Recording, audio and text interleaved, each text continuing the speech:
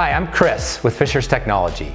I'm our CEO, and beside me, I have Ty Grigsby, Fisher's president. What, a separate CEO and president? Why would we do that? Well, most organizations, particularly small and medium, and even some large, have that as the same person, president and CEO.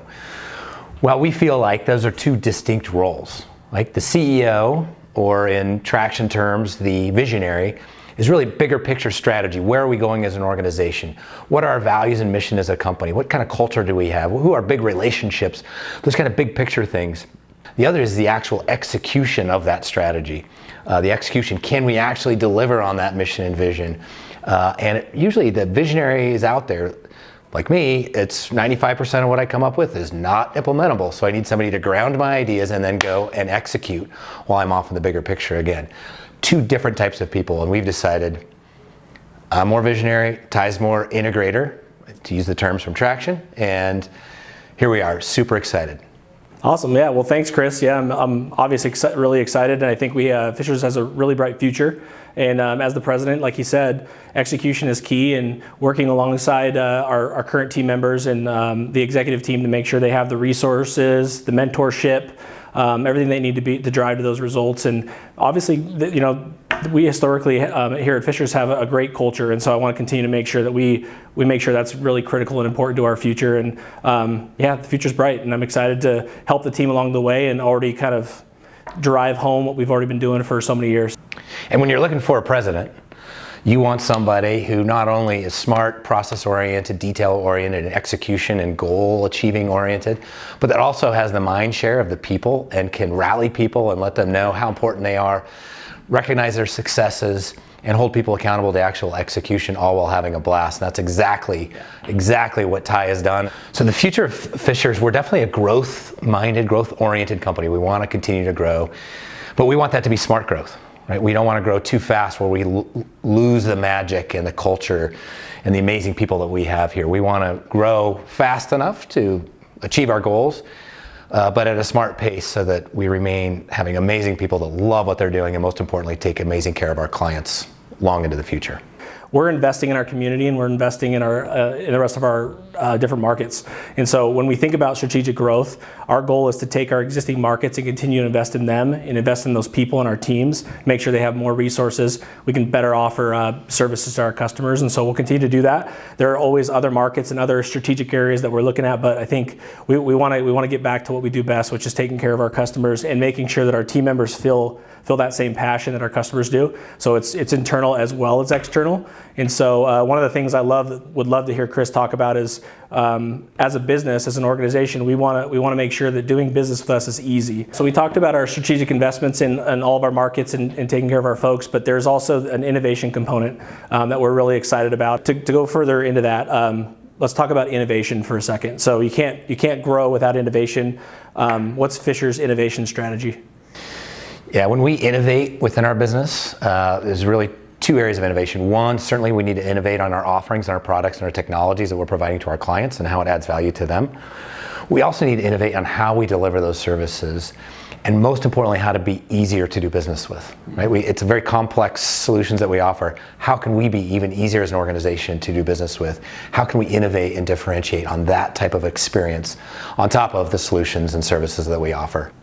Yeah, it's amazing. It's cool when you travel around and you see all your markets, and they all have a different, slightly different culture to what our main core competency is, and it's cool to see a little bit of an advance on what we do here in Boise. And so our teams, and we love all of them. All of our people are amazing.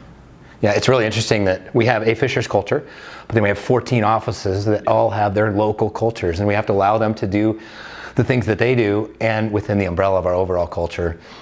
But number one is having fun, taking care of our clients, and that's what we do overall. Yep. And with that theme in mind, I think getting back to the point is, I think if our team has fun and they're excited to come to work and they believe in what we do and their family lives are better for it, our customers are better for it, and so it's really that simple. Start with the team, start with our people, and everything else sort of sorts itself out. So when you're facing the Great Resignation and staffing shortages, having a fun, awesome culture puts you a step ahead in both of those two challenges of today. Yeah.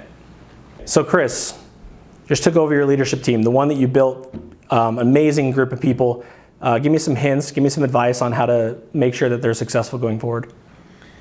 Yeah, as you know, we're huge Lencioni disciples here. 5 dysfunctions of a team, or 5 characteristics of high-functioning teams. And I truly believe that begins with vulnerability and trust. If you have a team that doesn't trust each other, not only trust that you're telling the truth, but trust each other enough to say, I messed up, I let you down, or Ty, I expected something different, I feel like you let me down. And when we have that safe, trusting, vulnerable environment as a team, then we can go have the sharing of ideas and having healthy conflict, right? And then making great decisions, being committed to those decisions and holding each other accountable and achieving the results of a team. I think fundamentally it begins with that trust and vulnerability, which takes time. Yeah. It also takes the right character of person that you bring onto that team.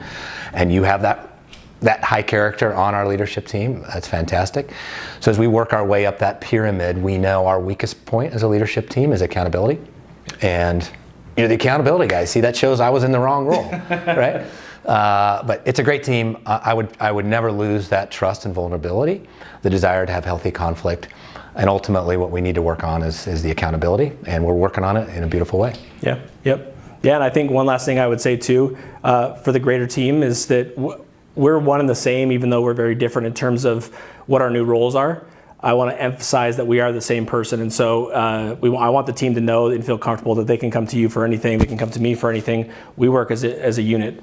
Same goes for the leadership team. So I want to make sure that's very clear, that there's not a separation of duties here in the sense that Chris is going to go away and get better at golf. We're here every day, and we talk every day and make sure that this company is set for success going forward. And he's amazing at that. We're going to continue his legacy. He's going to help build that legacy on me, and I think as a result, Fishers and its customers are going to be in a pretty good place going forward. Mr. President, how would you describe yourself as a leader in one word? Great question. Well, coming from the financial side, I think it's going to surprise you, but I think it's relationships. I think the team that I've worked with, building and cultivating those relationships with each person, I think it starts there. We can't serve our customers if internally we're not, as a team, on the same page, we're comfortable with each other, we can have hard conversations, still have conflict, but at the end of the day, do what's best for each other, our business and our customers. And so I think the relationship building, I care about our people a ton, and I strive to make sure that I build amazing relationships with them so we can have some of those discussions and we can do the right thing by the company. Okay, so Chris, we all know the F in Fisher stands for fun, and it's an exciting organization. Tell us why it's fun, Fishers is fun, and why you'd want to work here.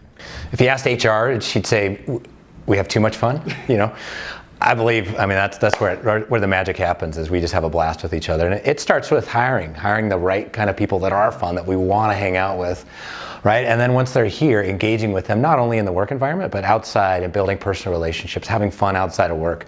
So then we can apply those relationships, doing the hard work that we have to do every day.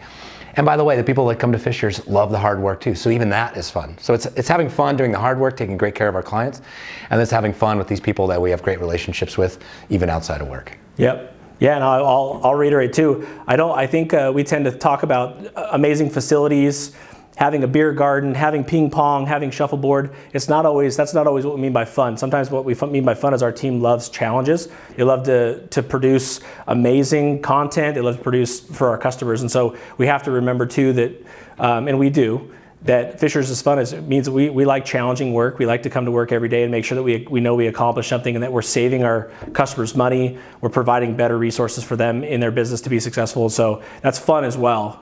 So Chris, who do you think is better at golf? Between you and me? Yeah. Well, I say I should be a lot better at golf than I am. It's in my head. I guess in our roles as visionary, I envision myself being fantastic at golf, but it doesn't happen. I need somebody to go execute. And you're an executor, so I would guess you're probably better at golf. And you played college athletics. I was college academics, so. You're definitely smarter, yeah. And I would say if out of bounds wasn't a thing in golf, I'd be very good at golf. Ty Grigsby, Fishers President. Chris Taylor, Fishers CEO. We could not be more stoked to take amazing care of our clients, take amazing care of even more clients, and have a blast doing it together. Heck yeah.